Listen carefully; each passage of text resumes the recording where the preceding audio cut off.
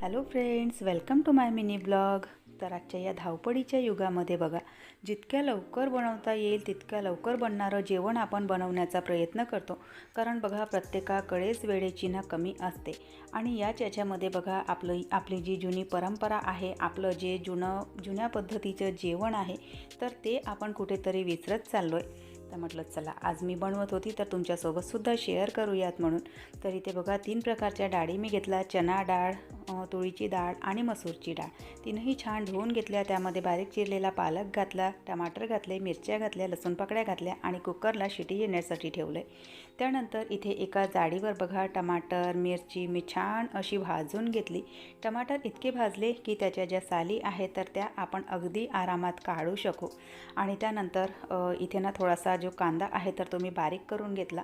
मिरच्या घेतल्या आणि टमाटरसुद्धा छान असे ना बारीक करून घेतले आणि ते चॉपरला घातले.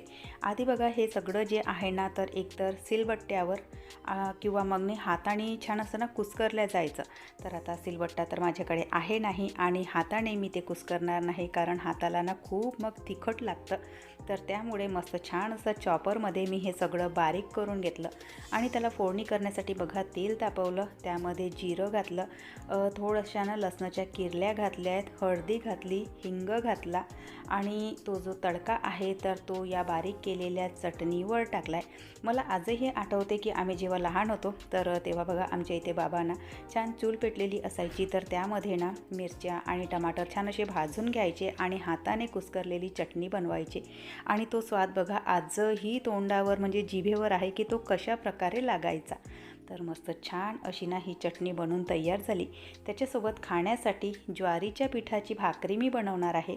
आता ज्वारीच्या पिठाची भाकरी बनवण्यासाठी जे पीठ आहे तर ते मी गरम पाण्यामध्ये भिजवून ठेवलं.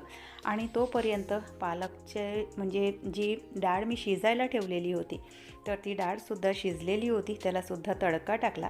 आणि स्वयंपाक करता करता माझे ना छान असे श्रेया घोषालचे ना मराठी गाणे आहेत, तर ते ऐकता ऐकताना माझा स्वयंपाक बनवणं चालू होतं. आणि इतका छान वाटतो ना, म्हणजे जेव्हा असे गाणे सुरू असतात आपले आवडते आणि त्याच्यामध्ये बघा, जेव्हा आपण स्वयंपाक बनवतो कानामध्ये ना इयरबड्स टाकलेले, तर इतकं छान वाटत होतं.